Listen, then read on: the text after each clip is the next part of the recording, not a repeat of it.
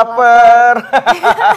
Ngebahas seputar ternyata makanan-makanan dari laut itu banyak sekali ininya ya, manfaatnya ya Dok ya. Iya, dan ini kalau kepiting nih, aku kalau misalnya suka makan kepiting ini nih bisa, ini semuanya bisa aku habisin nih nggak Bekti kalau misalnya yang ukuran segini, aku suka banget kepiting, tapi ini masih gerak-gerak. Iya bener, kamu kok sama aku. Iya, enak banget kepiting itu. Betul.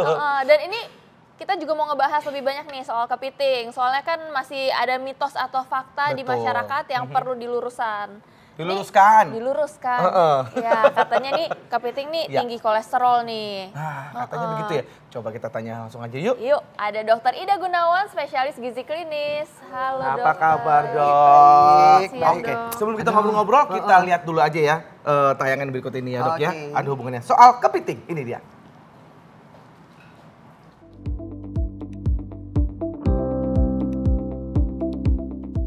Kepiting, Anda pasti pernah menyantapnya bukan?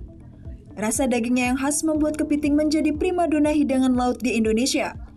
Bahkan, kepiting terbilang makanan mewah meskipun hanya sebagian kecil dari tubuhnya yang bisa dinikmati. Nah kabarnya, selain lezat, kepiting juga memiliki kandungan gizi yang berlimpah. Mungkin karena kedua faktor itulah yang membuat harga kepiting cukup mahal.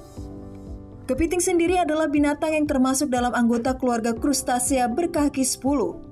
Tubuh binatang yang kerap dipanggil ketam ini dilindungi oleh cangkang yang sangat keras dengan sepasang capit yang selalu siap untuk menangkap mangsanya. Walaupun ciri-ciri fisiknya unik, namun pada dasarnya kepiting hidup di hampir semua samudera dunia.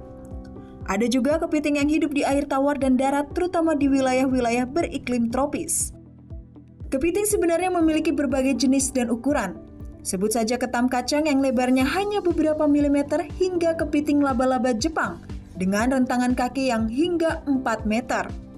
Nah, bagi para pencinta kuliner, menyantap menu hidangan laut seperti daging kepiting seringkali menyebabkan kekhawatiran tersendiri. Masalahnya daging kepiting sering dianggap menjadi pemicu naiknya kadar kolesterol dalam darah. Maka tidak heran kalau banyak orang justru menghindari sajian kuliner dari hewan bercangkang yang satu ini. Bisa seminggu 2 kali? Ya kalau saya sih nggak terlalu sering gitu, paling ya seminggu paling sekali sampai 2 kali lah. Seminggu 3 kali. Doyannya di saus Padang? Ya paling kepiting di saus Padang. Di saus Padang. Kolesterol sih yang saya tahu. Makan kepiting paling kalau yang punya alergi gitu Mbak. Waduh kurang tahu tuh. Pertanyaannya sekarang, bagaimana cara mengkonsumsi kepiting dengan bijak agar kita bisa terhindar dari segala efek sampingnya, namun tetap mendapatkan nutrisi yang berlimpah dari kepiting? Saksikan penjelasan lengkapnya di Ayo Hidup Sehat.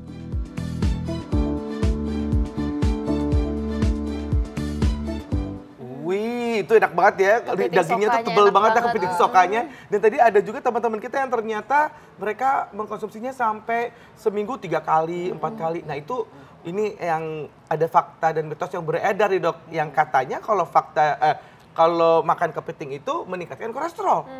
Itu fakta atau mitos? Nah Dok? ini adalah fakta. Fakta. Kok bisa pertanyaannya? Oh, kok nah, bisa? Satu kepiting ini ya, kepiting ini dia kaya akan protein yang pasti. Yang kedua dia kaya akan lemak, yang ketiga dia kaya akan karbohidrat. Nah komposisi lemaknya juga banyak lemak yang jenuh, selain dari lemak yang PUFA. Jadi lemak yang baik omega 3, 6 maupun omega 9 juga ada meskipun jumlahnya tidak terlalu banyak. Juga dia mengandung kolesterol. Jadi dalam 100 gram daging kepiting itu kolesterolnya kira-kira ada 80 sampai 100 miligram. Lumayan banyak Nah, ya Dok iya cukup banyak. Nah, jadi boleh nggak makan si kepiting ini? Boleh, tapi kira-kira jumlahnya. Nah, nanti kita bisa belajar nih, orang makan kepiting selalu dikaitkan dengan kolesterol kan? Ternyata cara memasak kepiting itu juga ikut membantu menurunkan kadar kolesterol. Jadi cara memasaknya. Nah, cara masaknya.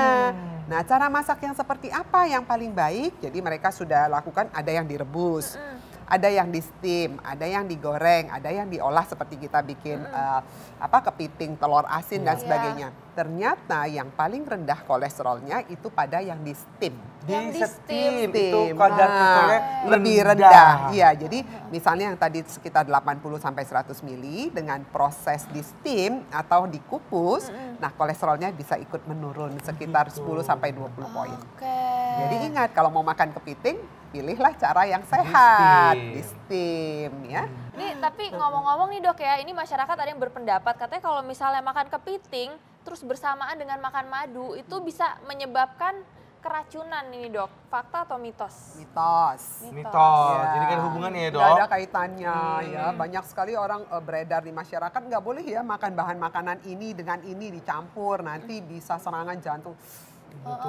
Itu ada juga yang bilang beredar di masyarakat katanya makan kepiting, minum jeruk, nah itu bisa keracunan. Enggak ya. Mitos itu. Itu mitos. Jadi, itu hoax saya sering banget tuh makan itu minumnya jus jeruk. Itu emang yang enak begitu ya Dok ya.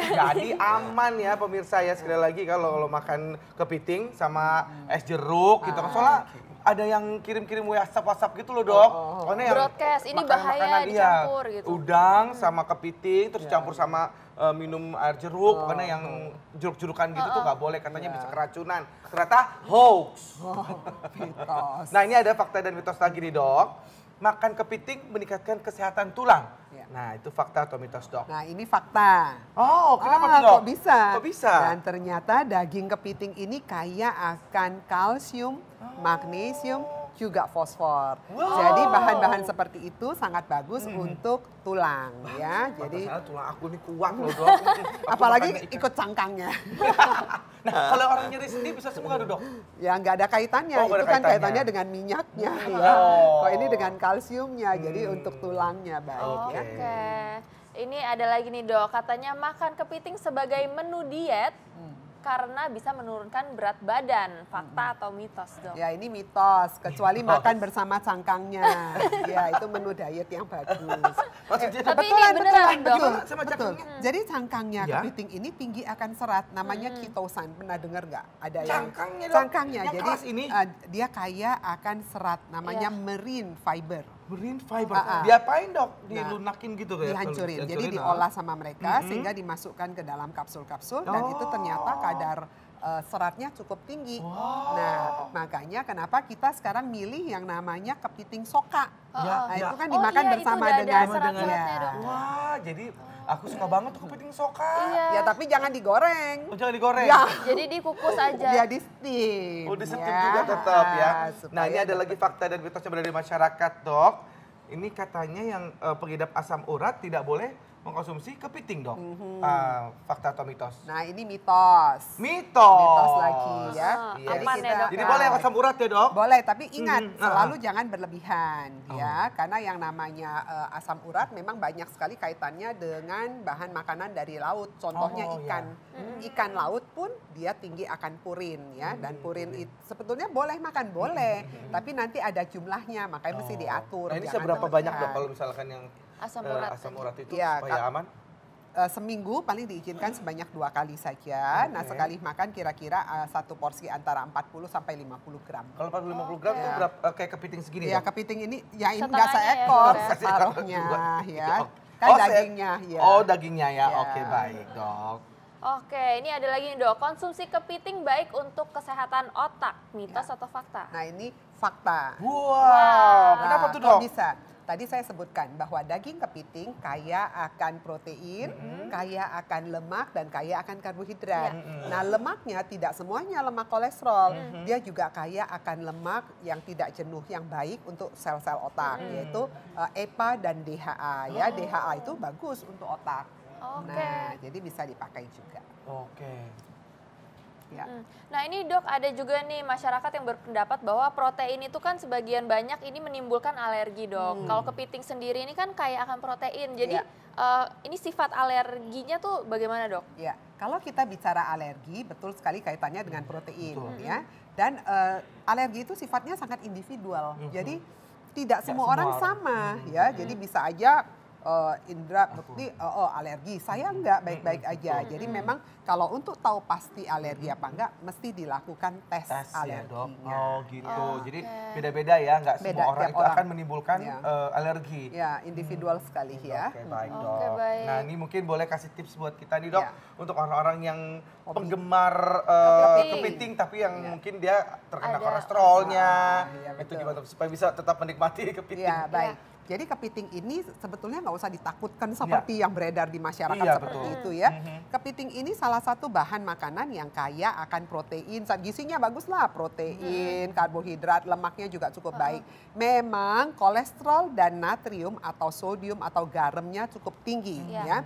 Nah, salah satu cara mensiasatinya pilihlah kepiting yang kalau bisa dimakan bersama cangkangnya supaya seratnya lebih banyak. Yaitu salah satunya kepiting soka. Yang kedua, cara pengolahannya. Jadi pilihlah cara pengolahan yang bisa ikut menurunkan kadar kolesterol, yaitu dengan cara di steam. Jadi jangan ngolahnya pakai digoreng lagi, ditambahkan lagi ke kuning telur dan sebagainya. Nah, itu kan ikut menambah kandungan dari kolesterolnya ya.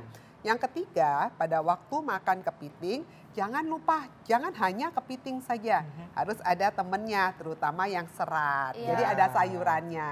Nah, dengan adanya serat, ikut menurunkan kadar kolesterol darah. Terima Oke, kasih baik. Terima Dok. kasih Terima banyak, kasih, Dokter. terima kasih. Nanti kita makan bareng-bareng ya Dok. kepiting. Bareng-bareng. Kita janji mau makan Kepiting. kepiting ya, Dok. Iya, Belum nanti habis ini kesampaian. dong. Cuman ini, tapi kalau kepiting dimakan pakai cangkangnya, itu kira-kira sakit gak ya di tenggorokan Kak Bekti? Ngomong-ngomong sakit tenggorokan ya, ada mbakku namanya tuh Mbak Sandra, Iya. lagi susah nelennya gitu, kasihan deh, susah nelennya, kasihan. Waduh, ya udah supaya Mbak Sandra bisa ikut menyaksikan ya. Ini saat lagi kita akan bahas nih tentang sakit tenggorokan. Jangan kemana-mana, tetap di Ayo Hidup Sehat. Mbak Sandra nonton.